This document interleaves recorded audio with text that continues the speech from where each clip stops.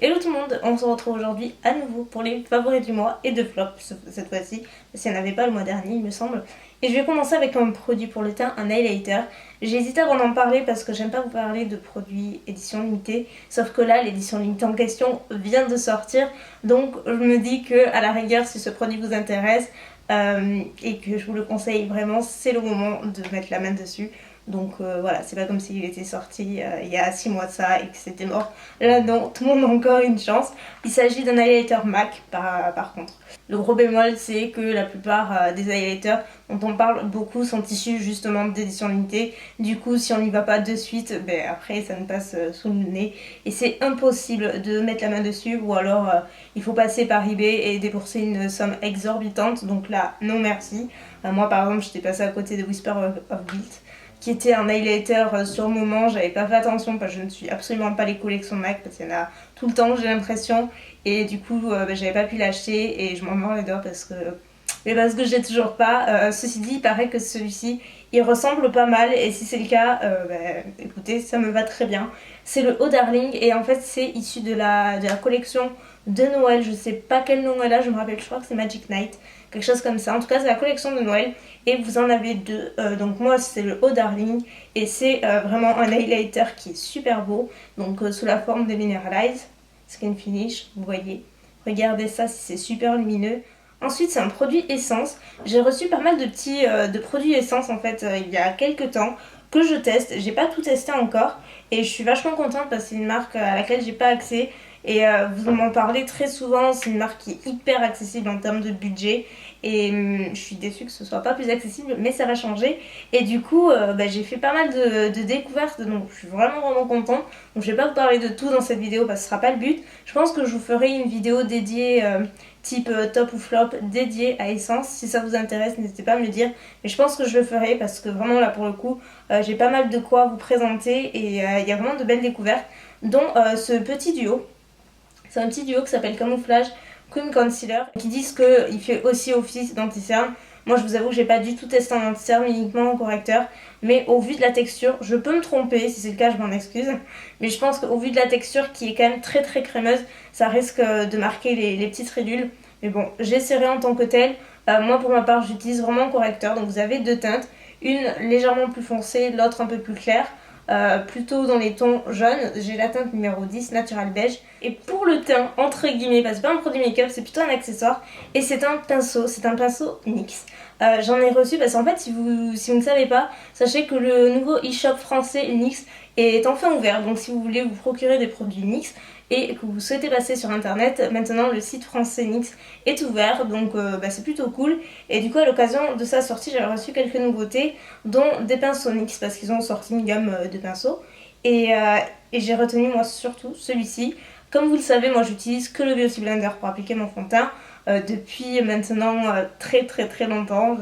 Ça se compte en nombre d'années, tellement j'utilise que ça parce que pour moi le pinceau ça a tendance à faire des marques, ça apporte trop de couvrance, c'est pas un accessoire que j'apprécie pour appliquer le fond de teint en tout cas. En fait il a la bonne taille, ce qui fait qu'il est ni trop large ni trop petit, il ne laisse pas de marque, il ne fait pas de démarcation ou quoi que ce soit. Il ne perd pas ses poils et ça c'est important parce qu'il y a un autre pinceau dont je vous parlerai après que j'ai voulu utiliser aussi mais c'était une catastrophe parce qu'il perdait les poils, j'en avais partout alors que celui-ci non. Alors pour les yeux c'est plutôt une palette on va dire que j'ai utilisé, enfin une palette.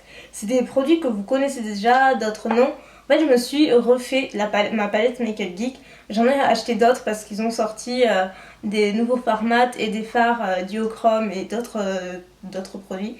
Et du coup à l'occasion, vu que j'avais déjà des fards, il me manquait de palettes, donc j'ai racheté une palette. Donc j'ai pris celle-ci.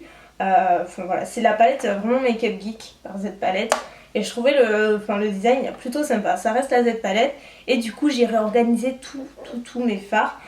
Donc dedans j'ai mis des fards Make Up Geek et des fards Anastasia Beverly Hills. Et du coup ça donne ça.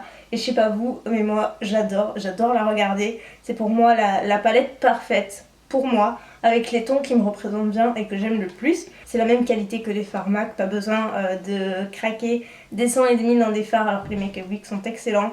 Même avec les frais de port, honnêtement, c'est un excellent rapport qualité-prix. Vous voyez que j'en ai vraiment pas mal de différentes formules. Il y a quelques Anastasia Beverly Hills comme celui-ci, celui-ci et celui-ci. Non, celui-ci. Enfin voilà, ils sont assez mélangés, il y a celui-là aussi.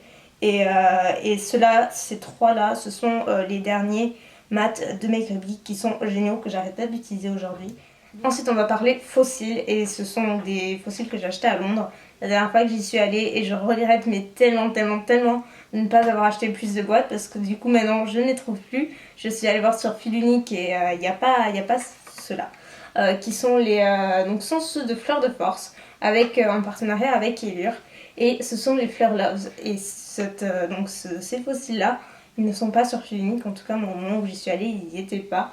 Donc j'étais vraiment super déçue, c'est les fossiles que j'ai portés durant tout mon week-end à Video City notamment.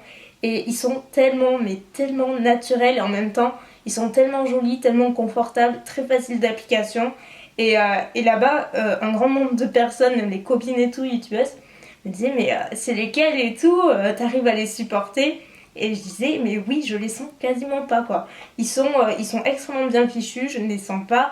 J'ai pu les réutiliser mais sans qu'ils ne bougent. Et là, je les ai utilisés 4 fois, et vous voyez, ils sont toujours là. Donc là, je pense qu'il reste assez peu d'utilisation. Ils sont vraiment super, ils sont magnifiques. Et bon, les fossiles, c'est génial, mais malheureusement, moi, je ne me vois pas en appliquer tous les jours. Ce serait pratique si ça se mettait tout seul, mais non, c'est pas le cas. Donc on va rester au mascara, et j'ai encore un produit Essence. C'est le Highlight Long Lashes de chez Essence, qui se présente comme ça, avec un packaging fuchsia et noir.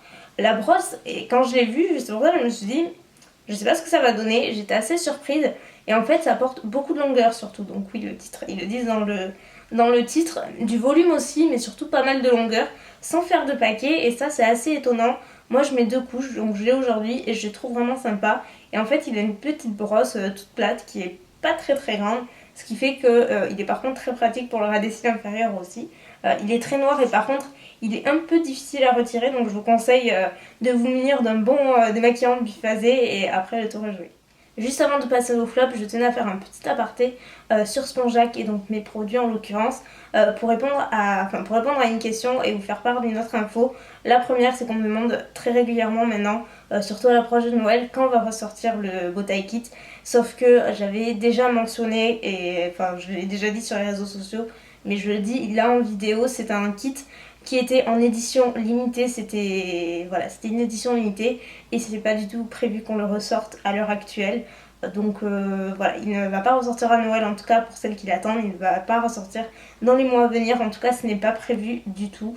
Donc voilà, pour celles qui se demandaient, malheureusement c'est pas le cas. Ceci dit, l'info que je voulais vous faire parvenir, pour celles qui n'avaient pas vu, c'est qu'en ce moment, donc sur Spongeac, vous avez une promo qui est plutôt intéressante, notamment sur les pinceaux individuels et sur les rouges à lèvres.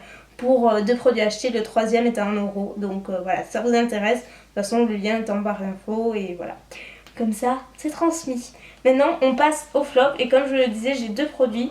Le premier, c'est un produit pour les cheveux. Je vous parlais du shampoing, de l'après-shampoing de OGX, qui est la gamme Coconut, enfin notre coco quoi. Et je vous en parlais dans mes favoris.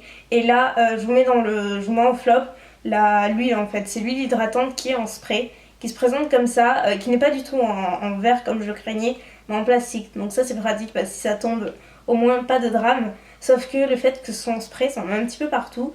Et même sans ça, j'ai essayé de ne pas utiliser le spray.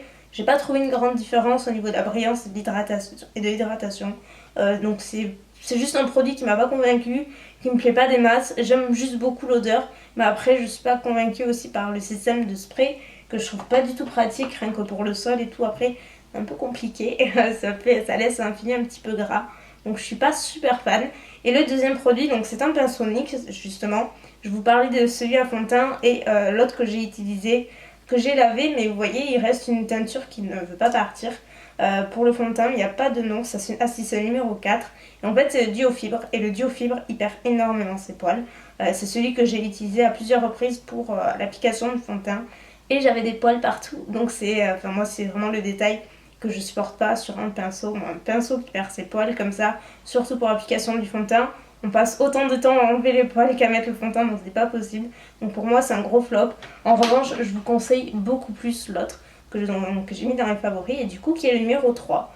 Donc voilà, vous voyez, après c'est pas du tout le même type de poil, c'est pas du tout pareil. Donc voilà, c'est tout pour les favoris de ce mois-ci. Sur ce, je vais filmer ceux de ma seconde chaîne. Si vous voulez aller voir, je vous mettrai le lien en barre d'infos si vous n'y êtes pas déjà abonné. Et puis sur ce, moi je vous fais plein de bisous et je vous dis à la prochaine vidéo. Bye.